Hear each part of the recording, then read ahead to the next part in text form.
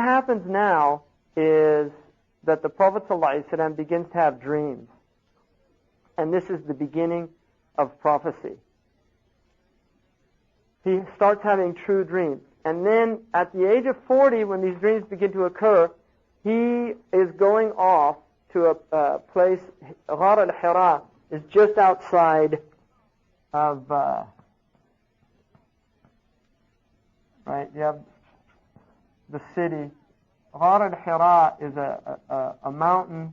There's a cave at the top of the mountain, which is just outside the city, and you can actually see from the cave, you can see the Kaaba. I don't know if you can anymore because of the building, but yeah, you can see the Kaaba from the cave. So it's really not far outside of the city. The Prophet ﷺ would go to this cave, and according to the tradition, that he would do it for tahannuth. And hence, in Surah Al-Waqi'ah, hence means shirk.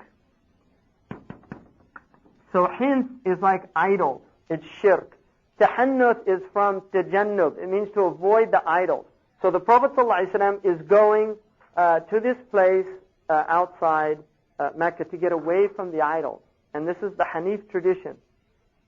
And he's doing the ibadah that he was doing, his meditation in the cave, and he has a vision, which is that, I mean, not a vision actually, he sees the angel. So it's actually a clear seeing. The angel comes and tells him to read, and he says, "Ma ana biqari," I don't know how to read. Now it's important because the angel takes him and squeezes him until he thought his sides were going to burst. The ulama say one of the meanings of this is in recognizing the difficulty of the Quran.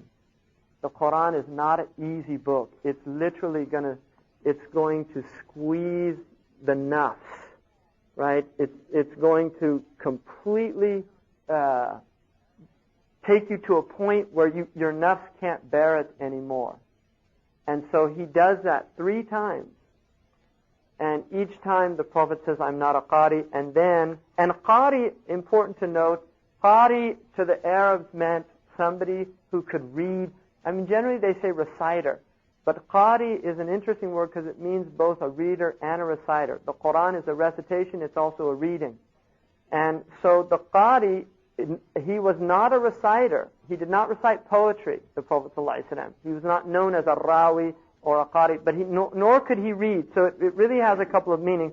And then the Prophet ﷺ is told by this angel in the form of a man that he is Jibrīl, and this is prophecy. And the Prophet is in a complete, now he's actually terrified, and partly because he's worried that they believe, the Arabs believe, that poets were often possessed by jinn, what they call in Greek tradition the muse, right? There's an idea in Greek tradition also that the poets they had a muse on the side of their, like Ta'abbat Sharra was a poet, that had this jinn that was like reciting to him. That was the idea. And so he was actually terrified that this was a jinn. He goes down to Khadijah very significantly. He's shivering because of this experience. And you can imagine this is an incredibly traumatic experience for a human being to go through. And also because in somebody with the Prophet, his absolute balanced nature is worried that, it's an unbalanced experience, right? It's uncanny. And so there's that element there. So I think we should all recognize that the Prophet ﷺ in this situation is really troubled by this. He goes to Khadijah, radiallahu anhu, "Zammiluni, zammiluni," cover me up, because he's shivering. He's really traumatized by this experience. And then she asks him what happened. And he tells her what happened. Now Khadijah, a couple of things. One, if we recognize that she was aware at a certain point this is going to happen, because she really did have a knowledge that the Prophet ﷺ was going to be a prophet. So she's not, now finally it's making sense. In other words, this really is what she's been waiting for. And she confirms it to him and tells him, reminds him, you take care of the orphan, you look after the widow, you give sadaqah, you give charity to people in need, and you help the oppressed. How could your Lord abandon you?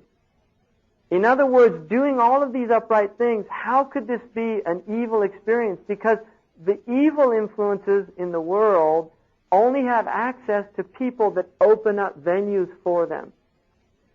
And you have never left a venue open for them. So how can they, the jinn, have access to you?